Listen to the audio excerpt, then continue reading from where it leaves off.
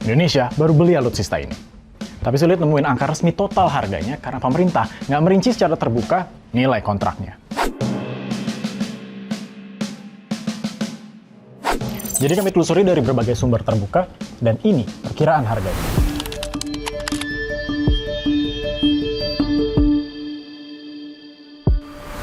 Yang sulit didapat bukan cuma harganya, tapi jejak perencanaan pembelian alutsista tersebut. Karena contohnya, Presiden Prabowo pernah menyampaikan rencana pengadaan Falcon 8X sebanyak 1 unit pada 2023 lalu.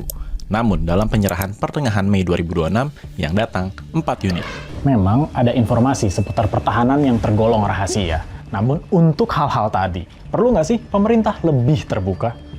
Kalau menurut Transparansi Internasional Indonesia, transparansi pertahanan bukan berarti semua urusan militer harus dibuka. Yang perlu dipisahkan adalah informasi tempur dan informasi belanja. Menurut TI, strategi operasi bisa dirahasiain. Tapi ketika alutsista dibeli dengan APBN, jejak pengadaannya perlu bisa ditelusuri. Mulai dari rencana, nilai belanja, penyedia, sampai kontrak. Belanja publik di sektor pertahanan itu bukan kerahasiaan negara begitu.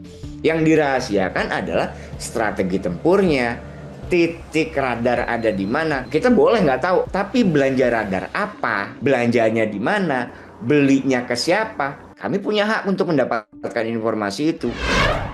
Persoalan transparansi anggaran itu juga dicatat dalam Government Defense Integrity Index 2020 yang dibuat Transparency International Defense and Security.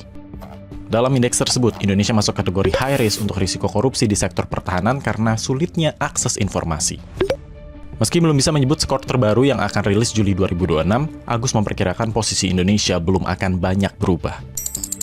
Anggaran pertahanan sendiri cenderung naik tiap tahunnya. Bahkan Menteri Keuangan bilang sudah menyiapkan anggaran yang lebih besar tahun depan. Peneliti Pertahanan dan Keamanan Aisyah Kusuma Somantri tidak mempermasalahkan kenaikan angka itu.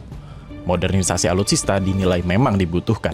I do believe that Indonesia ini masih sangat tertinggal di bidang modernisasi pertahanan. Banyak di antaranya ya yang tidak tercapai itu adalah dari pertama Angkatan Udara, yang kedua adalah Angkatan Laut. Meski begitu, Aisyah menilai publik memerlukan kejelasan dan itu bisa tertuang dengan penerbitan buku putih pertahanan secara berkala. Buku putih pertahanan pernah terbit pada 2015, tapi belum diperbarui lagi. Di antaranya adalah yang pertama, kayak misalnya penilaian ancaman dan lingkungan strategis Indonesia. Terus yang kedua, misalnya strategi pertahanan nasionalnya itu seperti apa. Yang ketiga, rencana pengadaan alutsista jangka menengah itu kayak gimana. Bahkan kemudian jangka panjangnya seperti apa. Di tengah kondisi itu, Lab 45 membuat Indonesia Weapon System Database. Mereka menampilkan data terbuka soal alutsista Indonesia, apa yang sudah dimiliki, apa yang masuk rencana, dari mana asalnya, dan hubungannya dengan rencana pertahanan. Datanya dikumpulkan dari laporan internasional, pernyataan resmi, kontrak, laporan perusahaan, sampai pemberitaan media. Tujuannya bukan membuka rahasia militer, tapi melihat apakah belanja alutsista sejalan dengan rencana pertahanan. Sebisa mungkin dengan data yang terbuka, kami lihat pemerintah kita ini ngikutin kan sih strategi mereka sendiri gitu, atau perencanaan mereka sendiri.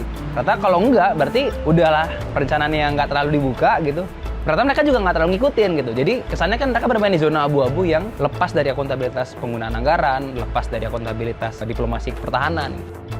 Dari dashboard itu, Lab 45 punya catatan soal Falcon 8X, tepatnya terkait fungsi. Falcon 8X adalah pesawat VIP, karena itu mereka menilai pemerintah perlu menjelaskan kebutuhan apa yang ingin dijawab dari pembelian ini, dan bagaimana posisinya dalam modernisasi alutsista. Bagi Lab 45, tanpa jejak keputusan yang jelas, publik hanya melihat barangnya datang, sementara TNI sebagai pengguna juga bisa ikut terbebani kalau alat yang dibeli tidak sesuai kebutuhan operasional. Sebenarnya bisa dijelaskan apakah memang kita menghadapi misalnya ya potensi pimpinan negara yang akan diserang oleh negara lain. Makanya membutuhkan misalnya jet pribadi disebar di berbagai tempat. Permasalahannya barang ini datang, kami nggak pernah mendengar tuh kenapa tiba-tiba nambah lagi gitu. Lagi-lagi gitu dipertanyakan, ini kita beli pesawat ini untuk apa? Menanggapi soal transparansi di sektor pertahanan, Wakil Menhan mengatakan tidak semua informasi pertahanan bisa dibuka. Ya, namanya pertahanan tuh ada yang bisa dibuka, ada yang tidak bisa ya. Itu di mana-mana, enggak semuanya pertahanan kita itu bisa kita buka, enggak ya. Di semua negara seperti itu. Ada yang bisa kita buka, ada yang tidak. Lab 45 setuju nggak semua informasi pertahanan perlu dibuka ke publik. Namun, data dasar pengadaan seperti nama alutsista, status kontrak, negara pemasok, nilai yang sudah diumumkan hingga perubahan dari rencana awal ke pembelian aktual seharusnya memiliki batas keterbukaan yang lebih jelas. Buat kami gitu, dashboard ini adalah langkah paling awal banget untuk kemudian menyadarkan lebih banyak orang bahwa iya, defense spending is public spending gitu. Seharusnya semakin banyak orang yang terinfo kita pakai buat apa dan apakah sudah tepat menjawab kebutuhan kita. Menurut kamu, sejauh mana informasi pertahanan perlu dibuka ke publik?